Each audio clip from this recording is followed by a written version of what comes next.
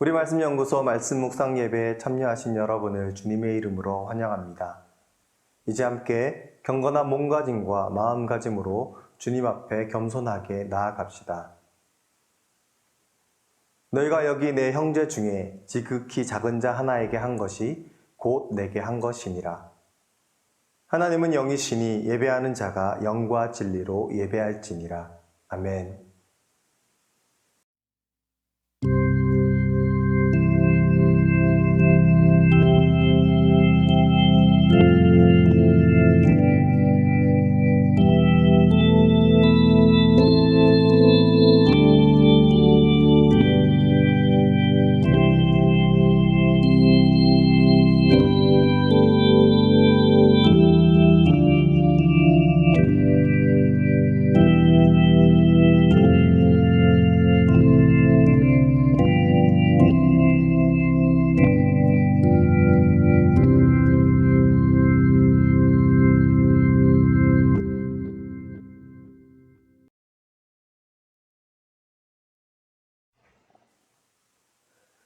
주님의 평화가 이 예배에 참여하신 여러분과 함께하길 소망합니다. 오늘 평화의 인사의 말씀은 마지막 날에 관한 예수님의 말씀입니다. 세상에 있는 모든 것에는 처음과 마지막이 있습니다. 태어남이 있으면 죽음이 있고 만남이 있으면 헤어짐이 있습니다. 어떤 사람들은 일의 과정보다 결과가 더 중요하다고 말합니다. 세상에서는 결과에 따라 그 일의 가치가 평가받기 때문입니다. 그렇다면 믿음의 영역은 어떨까요? 믿음으로 구원받는다는 것과 믿음으로 살아간다는 것은 다른 말이 아닙니다. 우리는 말하는 대로, 생각하는 대로 살아가기 어렵습니다. 아니, 불가능에 가깝습니다. 그럼에도 믿음의 사람은 자기의 말과 생각을 따라 행동하고 살아가야 합니다. 그렇게 살기 위하여 노력해야 합니다. 하나님을 사랑한다면 이웃을 사랑하는 것은 당연합니다. 이것이 하나님의 계명이요 뜻입니다. 그러나 실제로 하나님을 사랑하듯이 이웃을 사랑하는 것은 쉽지 않습니다. 그럼에도 우리는 애쓰고 노력해야 합니다.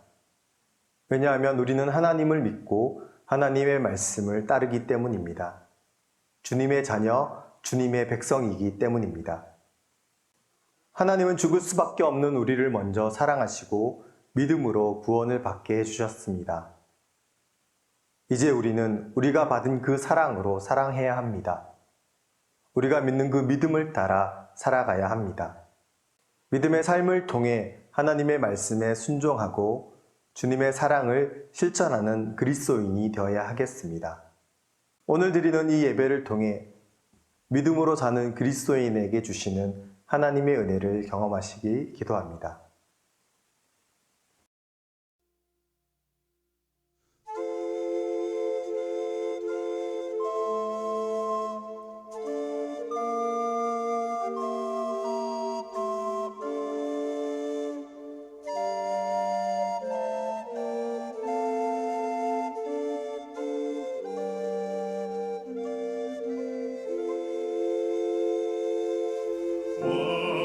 왕을 신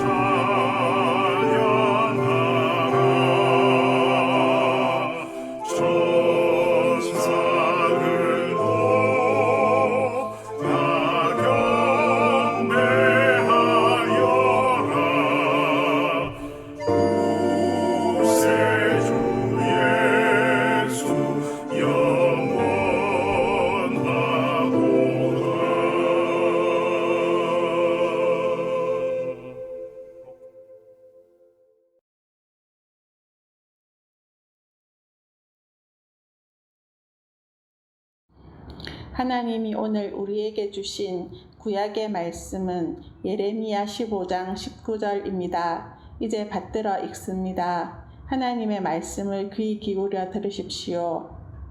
여호와께서 이와 같이 말씀하시되 내가 만일 돌아오면 내가 너를 다시 이끌어 내 앞에 세울 것이며. 하나님이 오늘 우리에게 주신 신약의 말씀은 요한복음 14장 23절입니다. 이제 받들어 읽습니다. 하나님의 말씀을 귀 기울여 들으십시오. 예수께서 대답하여 이르시되 사람이 나를 사랑하면 내 말을 지키리니 내 아버지께서 그를 사랑하실 것이요 우리가 그에게 가서 거처를 그와 함께 하리라. 이 말씀을 통해서 하나님이 우리에게 은혜 주시길 원합니다.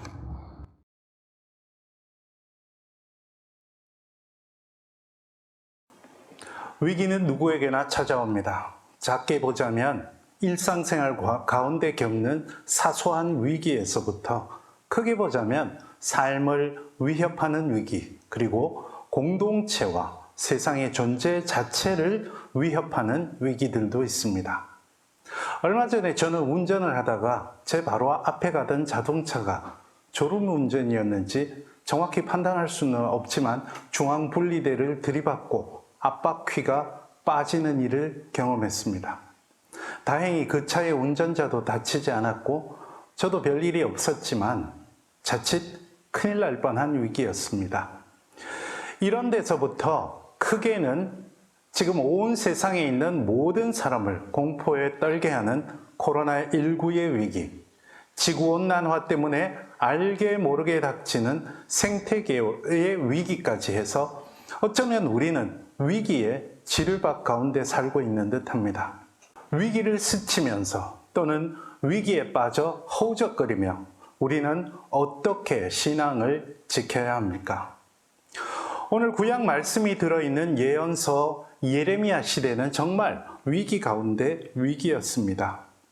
예레미야가 예언 활동을 하던 때 유다는 정말 백척간두의 위기에 있었습니다. 이집트와 신바벨론 제국의 세력 다툼 틈바구니에 끼어서 나라는 꺼질 듯한 촛불 같은 신세였습니다. 게다가 왕의 신하들은 이집트의 세력을 등에 업고 신바벨론 제국의 느부갓네살을 막자고 소리를 높였습니다. 이들의 이야기는 겉으로 보기에 타당성이 있었습니다. 그래도 당장 나라를 집어삼킬 이빨을 드러내지 않는 이집트에 붙어서 일단 공격해오는 바벨론 제국을 막아서 나라를 살리자는 의견이었으니까요. 이런 때 예레미야는 하나님에게서 엄청난 신탁을 받습니다. 곧 그런 신하들의 조언은 헛되다는 것입니다. 예레미야는 바벨론을 막는 것이 중요한 일이 아니라 하나님께 회개하는 것이 우선이라고 목소리를 높여야 했습니다. 바벨론은 하나님 심판의 도구라는 것이죠. 그리고 유다의 잘못된 신앙을 낱낱이 꼬집으며 심판 신탁을 전해야 했습니다. 예레미야의 예언 사역은 한마디로 나라의 정치와 종교 정책에 정면으로 도전하는 것이었습니다. 그러자 정치 지도자와 종교 지도자들은 이런 예레미야를 바벨론에 붙은 매국노 취급했습니다. 그리하여 예레미야는 온갖 고초를 겪게 되었죠. 오늘 본문은 그런 예레미야가 했던 탄식들 가운데 한 대목입니다. 본문 앞 15절부터 18절에서 예레미야는 하나님께 자신을 핍박하는 사람들을 고발합니다. 15절만 읽어봅시다. 여호와여, 주께서 아시오니 원하건대 주는 나를 기억하시며 돌보시사 나를 박해하는 자에게서 보복하시고 주의 오래 참으심으로 말미암아 나를 멸망하지 아니하게 하옵시며 주를 위하여 내가 부끄러움을 당하는 줄을 아시옵소서. 이런 예레미야의 탄식은 이해할 수 있습니다. 예레미야는 그저 하나님의 신탁을 애끓는 마음으로 전했을 뿐인데 하루아침에 매국노가 되어서 고난을 겪게 되었으니까요. 이런 예레미야의 탄식에 하나님은 오늘 본문이 들어있는 19절부터 21절의 말씀으로 대답하십니다. 오늘 본문 말씀에서 하나님은 예레미야에게 돌아오라 이렇게 말씀하십니다. 21절을 보십시오. 내가 너를 악한 자의 손에서 건지며 무서운 자의 손에서 구원하리라. 이 말씀이 무엇입니까? 분명히 예레미야는 하나님의 말씀만 전했는데 왜 하나님은 그런 예레미야에게 돌아오라 이렇게 말씀하셨을까요? 여기서 우리는 좀 더 깊이 묵상해 보아야 합니다. 후반절에서 하나님은 그들은 내게로 돌아오려니와 너는 그들에게 돌아가지 말지니라 라고 경고하십니다. 여기서 우리는 예레미야의 마음 깊이에 도사리고 있던 분노와 억울함을 볼 수 있습니다. 아마도 본문 이면에 있는 예레미야의 마음 속에는 정치 지도자와 종교 지도자들에 대한 실망과 더불어 옳은 일을 하면서 도리어 고난을 겪는 자신의 위기에 대한 분노와 억울함이 있었던 것으로 보입니다. 정작 위기 앞에서 예레미야는 흔들렸고 하나님은 그런 예레미야에게 따끔하게 교훈을 주십니다. 본질을 되새기고 거기에 충실하라는 말씀입니다. 여러분, 오늘 우리도 곧잘 이런 모습을 보이지 않습니까? 옳다고 여기던 일을 하다가 우리 생각대로 되지 않거나 오히려 그 말 때문에 그 일 때문에 어려움을 겪으면 우리도 예레미야처럼 이렇게 하나님 앞에 투정 부리지 않습니까? 물론 이런 투정의 과정은 자연스럽습니다. 그런데 오늘 본문에서 우리는 그런 과정 끝에 전능하신 하나님의 구원에 우리 존재를 내맡기려는 본질적인 겸손의 신앙을 추구하라는 교훈을 받을 수 있습니다. 그렇지 않으면 도리어 하나님에게서 멀어져 죄 짓는 사람들보다 더 괴물이 될 수 있습니다. 오늘 신약 본문에서 우리는 그런 사람들을 향한 예수님의 가르침을 듣습니다. 오늘 본문 앞구절에서 가룟신 아닌 유다가 예수님께 질문합니다. 주여, 어찌하여 자기를 우리에게는 나타내시고 세상에는 아니하려 하시나이까? 질문을 한 유다의 마음속에는 어쩌면 예레미야와 비슷한 속내가 있었을 것입니다. 예수님은 그토록 기다리던 메시아이시고 전능한 분인데 그럼 세상에 바로 그 사실을 드러내 보이시면 한 번의 메시아의 왕국이 이루어질 텐데 왜 그렇게 하지 않으실까 하는 의문이었겠죠. 이 질문에 예수님은 오늘 본문 말씀으로 대답하십니다. 사람이 나를 사랑하면 내 말을 지키리니 내 아버지께서 그를 사랑하실 것이요 우리가 그에게 가서 거처를 그와 함께 하리라. 이 말이 무슨 뜻입니까? 메시아의 능력, 그분의 나라가 세상에 임하는 것은 당장 눈에 보이는 무언가 엄청난 일이 아니라 그분을 사랑하고 그분의 말씀을 한순간 한순간 지켜나가는 일이라는 것입니다. 예레미야나 유다나 볼멘 소리를 한 까닭은 다 왜 하나님은 자신들이 바라는 방식으로 그분의 능력을 드러내시지 않느냐는 것이었죠. 그러니 예레미야처럼 심지어 하나님께마저 명령을 하는 실수를 범하죠. 이것은 오늘 예수님을 향해 질문한 유다의 속마음도 마찬가지였을 것입니다. 예수님의 말씀은 분명합니다. 주님을 사랑하고 그분의 말씀을 지키며 살려고 하라는 것이죠. 하나님의 나라, 그분의 심판은 그분의 때에 분명히 이루어집니다. 그 말에 한몫을 하는 것은 우리의 사명입니다. 그리고 우리의 영광입니다. 그런데 종종 우리는 위기 앞에서 흔들리고 고민하고 탄식합니다. 그리고 도대체 하나님의 때는 언제일지 궁금해하며 조급해합니다. 오늘 본문에서 우리는 한순간 한순간 하나님의 전능하심에 우리의 위기를 내맡기고 그분의 말씀을 믿고 사랑하며 본질에 충실한 신앙에 힘쓰라는 교훈을 받습니다. 이제 본문을 다시 묵상하며 우리의 모습을 다시 살펴봅시다.